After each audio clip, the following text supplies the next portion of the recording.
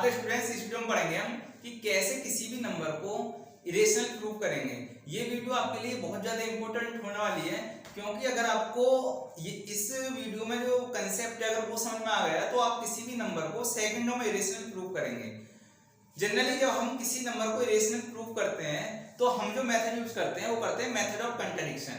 Method of contradiction का मतलब क्या होता है, सबसे पहले इसे जान लें कि मेथड ऑफ कंट्राडिक्शन का मतलब क्या होता है। मान के चलो आपने किसी रॉन्ग चीज को राइट अज्यूम कर लिया, किसी रॉन्ग चीज को राइट अज्यूम कर लिया और फिर आपने क्या करा, कुछ मैथमेटिकल ऑपरेशन करे और आपने देखा कि मैथमेटिकल ऑपरेशन करते समय कुछ चीजें आपको गलत मिलनी स्टार्ट हो गई, कुछ चीजें आपको गलत मिलनी स्टार्ट हो गई। ये हो क्यों रहा है कि यहाँ पे कुछ चीजें गलत मिल रही है? रीजन इज दैट क्योंकि जो आपने अज्यूम करा था वो रॉन्ग चीज को राइट अज्यूम करा था। अगर आपको बीच में कुछ चीजें गलत मिलनी स्टार्ट हो जाए तो आप क्या करोगे, जो आपका अजम्पशन था वो क्या था, गलत था, मतलब वो क्या थी, वो चीज क्या थी, राइट नहीं थी।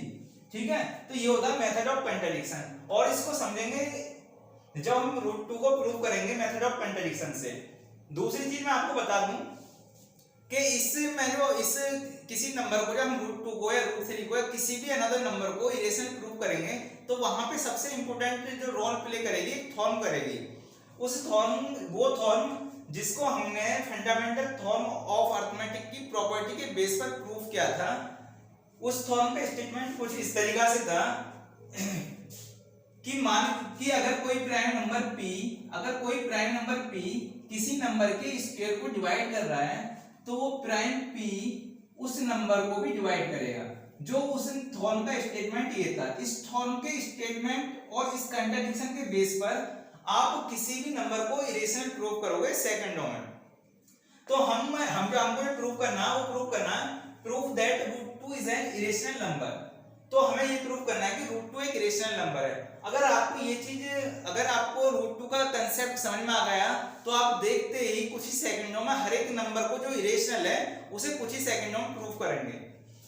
अब यहाँ पे जो मैं थ्योरेटिकल पार्ट लिखूंगा वो भी बहुत ज्यादा इंपॉर्टेंट है और जो न्यूमेरिकल पार्ट है उसको आपने समझना है कि इसे लिख क्यों रहे हैं। ठीक है, तो हम जो प्रूव करेंगे मेथड ऑफ कंट्राडिक्शन का यूज करेंगे। मेथड ऑफ कंट्राडिक्शन, ये मैंने शॉर्ट में लिख दिया method of contradiction.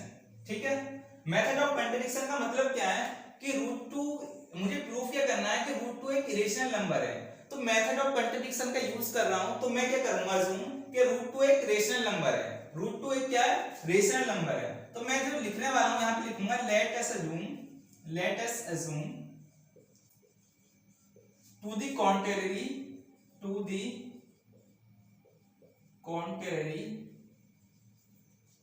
let us assume to the contrary root 2 is an rational number। Short में लिख दिया है कि root 2 is an rational number। Root 2 एक रेशनल नंबर है। ठीक है, अगर रूट 2 एक रेशनल नंबर है तो मैं इसको p अपॉन q की फॉर्म में लिख सकता हूं। रूट 2 इज इक्वल टू लिख सकता हूं p अपॉन q या a अपॉन b, आप कोई भी वेरिएबल ले सकते हो जो आपको अच्छे लगे। ठीक है, तो मैं जो वेरिएबल लेने वाला हूं वो लूंगा a और b।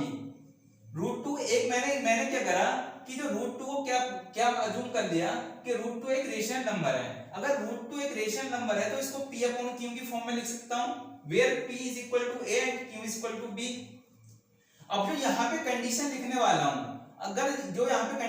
वाला हूं ये इतनी ज्यादा इंपॉर्टेंट है, इसके बिना आपको क्वेश्चन पेपर में करना ही नहीं है। आपको क्या लिखना है कि a और b जो हैं वो क्या है, इंटीजर्स हैं। a और b क्या है, इंटीजर्स हैं। और a और b इंटीजर होने के साथ साथ a और b क्या है, कोप्राइम नंबर है। a और b क्या है, कोप्राइम नंबर।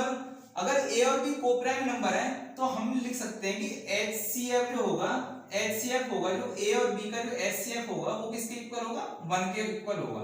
ठीक है, ये बातें आपको बिल्कुल लिखनी है। अगर ये नहीं लिखोगे तो बिल्कुल जो एग्जामिनर है वो आपके मार्क्स बिल्कुल 100% कट करेगा।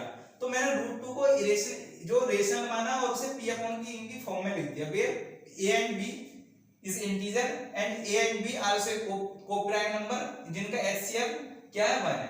ठीक है, अगर ये दो कोप्राइम नंबर हैं, अगर ए और बी दो कोप्राइम नंबर हैं तो इनका कॉमन फैक्टर क्या होगा, केवल 1 होगा। इनका जो कॉमन फैक्टर होना चाहिए वो केवल क्या होना चाहिए, 1 होना चाहिए। यही हमने लिखा है कि HCF of A B equal to 1। यहां पे एक कंडीशन और लिखनी है कि वेयर कि b is not equal to 0, जब a और b इंटीजर है तो b is not equal to 0। ठीक है, ये आपको लिखना है। बोर्ड छोटा है इसलिए थोड़ा कंप्रेस करके लिख रहा हूं। तो √2 को हमने मान लिया कि इरेशनल नंबर है। अब इसके आगे करना क्या है, मैं जो करूंगा इसके आगे जो यहाँ पे गिवन है इसका क्या करूंगा, स्क्वायर करूंगा बोथ साइड का। तो मैं लिखूंगा squaring of both sides, squaring of both side. अगर मैं इसका स्क्वायर करूंगा तो मुझे क्या मिलेगा, √2 का स्क्वायर करूंगा तो मुझे मिलेगा 2 और इधर स्क्वायर करूंगा तो मुझे मिलेगा a² / b²। ठीक है, इसे मैं लिख सकता हूं 2b² = a²। इसे मान लेता हूं मैं इक्वेशन फर्स्ट। और यहां से जो कंक्लूजन निकल के आने वाला है, ये यहां पे जो सबसे इंपॉर्टेंट जो चीज है ये यहां पे समझने की है। a² की जो वैल्यू है 2b² के बराबर है। अब अगर मैं यहां से कहूं कि अगर a² की वैल्यू 2b² के बराबर है तो 2 डिवाइड करेगा a² को, 2 डिवाइड करेगा a² को। अब कुछ बच्चे सोचेंगे कि ये a² को इसलिए डिवाइड कर रहा है क्योंकि जो a² की जो वैल्यू है वो 2b² के बराबर है, तो b² इक्वल टू क्या हो जाएगा, a²/2। तो यहां से क्या दिमाग लगाओगे आप कि ये इसलिए इसको डिवाइड कर रहा है कि क्योंकि इसके डिनोमिनेटर में 2 है। लेकिन कोई चीज अगर डिनोमिनेटर में हो या कोई नंबर हो, ऐसा तो नहीं है कि वो उस नंबर को 100% कंप्लीट डिवाइड करे। जैसे मैं अगर 7 के डिनोमिनेटर में अगर मैं 3 लिख दूं तो ऐसा तो है नहीं कि इसके डिनोमिनेटर में लिखा हुआ तो इसको 100% डिवाइड करेगा, नहीं करेगा। इसके डिवाइड करने का मतलब ये है, जो मैं आगे लिखने वाला हूं उसका रीजन ये है कि जो a² की वैल्यू है वो क्या है, 2b²। जो a² की वैल्यू है वो क्या है, 2b²। मतलब कहने का ये है कि a² की वैल्यू में 2 × b² लिख सकता हूं, 2 × b²। यहां से एक चीज मुझे दिख रही है, जो a² की वैल्यू है उसमें वो है 2 × b²। और यहां पे देखूंगा 2 है, 2 b के मल्टीपल में, 2 क्या है, b के मल्टीपल में। जो a² की ये वैल्यू है, अगर मैं यहां से देखूं तो मुझे क्या मिलेगी, अगर मैं इस a² की वैल्यू को 2 से डिवाइड करूं, a² की वैल्यू को 2 से डिवाइड करूं तो ये बिल्कुल इस वैल्यू को कंप्लीट डिवाइड करेगा, इस वैल्यू को बिल्कुल कंप्लीट डिवाइड करेगा। इसका मतलब मैं यहां से कह सकता हूं कि जो a² जो 2 जो डिवाइड करेगा वो a² को कंप्लीट डिवाइड करेगा, क्योंकि 2a² की जो वैल्यू है 2b² उसको 2 कंप्लीट डिवाइड कर रहा है। तो मैं इसे यहां पे लिखूंगा कि therefore 2 divides a², 2 divides a²। ठीक है, अगर 2a² को डिवाइड कर रहा है तो मैं थॉर्न का यूज करके कह सकता हूं कि अगर कोई प्राइम किसी नंबर के स्क्वायर को डिवाइड कर रहा है तो वो प्राइम उस नंबर को भी डिवाइड करेगा। 2 इज ए प्राइम नंबर। अगर 2 इस नंबर किसी नंबर a के स्क्वायर को डिवाइड कर रहा है तो मैं लिख सकता हूं कि 2 जो डिवाइड करेगा 2 डिवाइड्स a, जो 2 डिवाइड्स करेगा वो a को भी डिवाइड करेगा, बिल्कुल करेगा। उस फॉर्म को आपने पढ़ा था कि अगर कोई प्राइम किसी नंबर के स्क्वायर को डिवाइड कर रहा है तो प्राइम उस नंबर को भी डिवाइड करेगा। ठीक है, ये चीज आपको समझ में आ गई होगी यहां तक। अगर आपने इस क्वेश्चन को समझ लिया तो ये मानो कि आप किसी भी नंबर को सेकंडों में इरेशनल प्रूफ करोगे। यहां तक आपको बिल्कुल जो कांसेप्ट है वो समझ में आ गया होगा। अब मैं आगे करने वाला क्या हूं, मैंने जब आपको ये थॉर्म पढ़ाई थी मैंने आपको बताया था कि यहाँ पे जो a की पॉसिबल वैल्यू हो सकती है, जो अगर यहाँ पे कोई प्राइम p है और वो किसी नंबर a के स्क्वायर को डिवाइड कर रहा है तो a की जो पॉसिबल वैल्यू हो सकती है वो इस प्राइम के मल्टीपल हो सकते हैं। जो प्राइम p है तो a की जो पॉसिबल वैल्यू होंगी वो केवल इस प्राइम के मल्टीपल होंगे।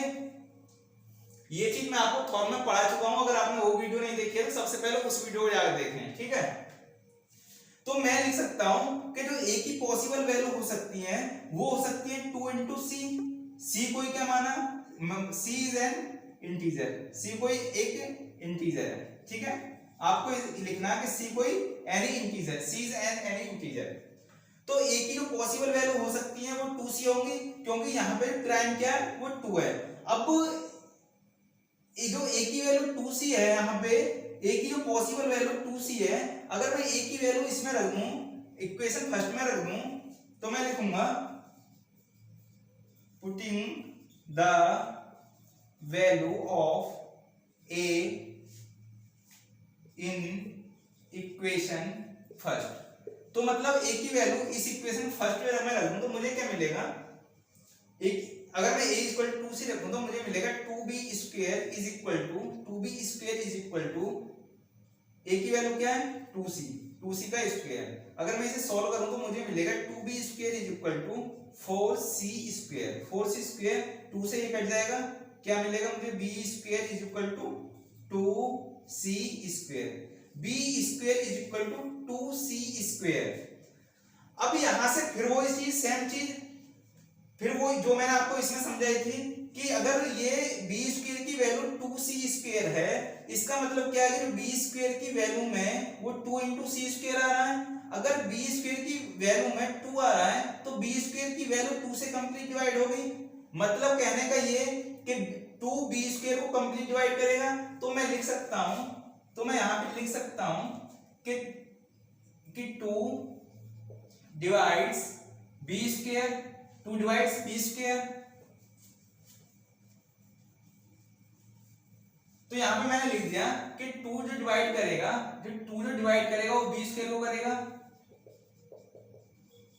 जब 2 कोई क्या है, एक प्राइम नंबर है, अगर प्राइम नंबर किसी नंबर के स्क्वायर को डिवाइड करे, अगर प्राइम नंबर किसी नंबर के स्क्वायर को डिवाइड करे तो प्राइम नंबर उस नंबर को भी डिवाइड करेगा। तो मैं लिख सकता हूं देयरफॉर 2 डिवाइड्स b। तो 2 जो डिवाइड करेगा वो b को भी डिवाइड करेगा। अगर कोई नंबर किसी नंबर के स्क्वायर को डिवाइड कर रहा है तो वो प्राइम नंबर उस नंबर को भी डिवाइड करेगा। ये चीज आपको समझ में आ गई होगी, ठीक है। अब जो हमने अजम्पशन माना था, तो सबसे पहले देखो कि जो हमने a और b को क्या माना था, तो कोप्राइम नंबर माने थे। जिनके जो दो कोप्राइम नंबर माने थे, मतलब कहने का ये है कि a और b का जो कॉमन फैक्टर केवल 1 हो सकता है। लेकिन अगर इक्वेशन फर्स्ट इसे मैंने माना और इक्वेशन थर्ड इसे मान लूं, इक्वेशन थर्ड इसे मान लूं, इक्वेशन सेकंड मान लूं इसे, क्योंकि फर्स्ट ये है और इक्वेशन सेकंड ये है। अगर मैंने यहां देखा जो a और जो b की वैल्यू है, जो a और b की वैल्यू है वो क्या है, कोप्राइम नंबर है, इनका एचसीएफ मतलब 1 है। मतलब कहने का ये है कि a और b के जो कॉमन फैक्टर हो सकते हैं वो केवल 1 होगा।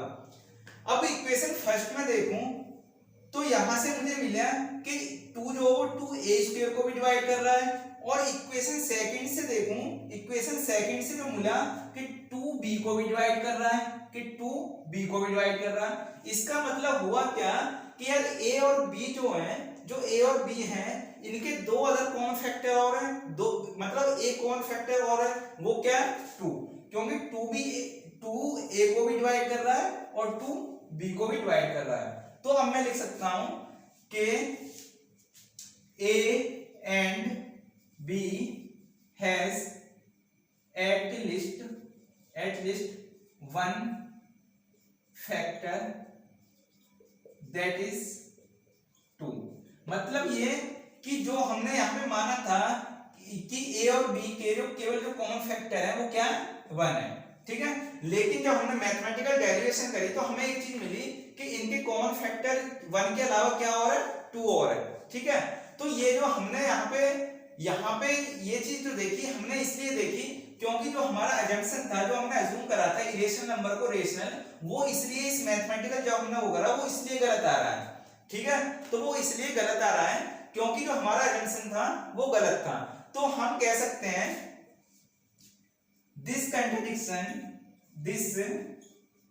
contradiction has arisen because of our incorrect assumption।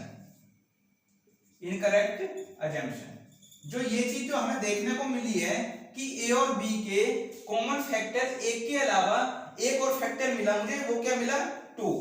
इसका मतलब हुआ क्या कि जो मैंने चीज अज्यूम करी थी वो क्या थी, गलत। तो अब मैं क्या लिख सकता हूं, so we can conclude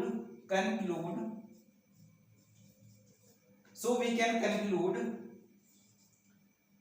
root 2 is an irrational number। तो अब मैं कह सकता हूं कि जो हमें जो रूट 2 है वो क्या है, एक इरेशनल नंबर है, क्योंकि जब हमने रूट 2 को इरेशनल मान के हमने आगे मैथमेटिकल डेरिवेशन करी, तो हमने जो चीज को अजम्पशन माना था, जिस चीज को हमने यहाँ पे लिखा था कि ये चीज पॉसिबल नहीं है, लेकिन जब हमने मैथमेटिकल डेरिवेशन करी तो हमने शुरू में शुरू में हमने माना था कि ए और बी के कॉमन फैक्टर केवल 1 है। मतलब ये जो रेशनल नंबर माना था, हमने इसको सिंपलेस्ट फॉर्म में माना था कि ए और बी दोनों कोप्राइम नंबर हैं। लेकिन जब हमने मैथमेटिकल डेरिवेशन करी तो हमें इनके एक फैक्टर और देखने को मिला 2। ये 2 आया क्यों, क्योंकि जो हमारा जो अजम्पशन था वो क्या था, गलत था। इसलिए हमने लिखा this contradiction has arisen because of our incorrect assumption, so we can conclude that root 2 is an irrational number. ठीक है, आपको इस तरीका से आप किसी भी नंबर को इरेशनल प्रूव करोगे, और जो यहाँ पे मैंने चीजें लिखी हैं बिल्कुल डिट्टो आपको ऐसे लिखनी है, जो आप चीज कर रहे हो वो चीज आपको लिखनी है एग्जाम में। अगर आपको वीडियो पसंद आए तो वीडियो को लाइक करो, चैनल को सब्सक्राइब करो। Thank you.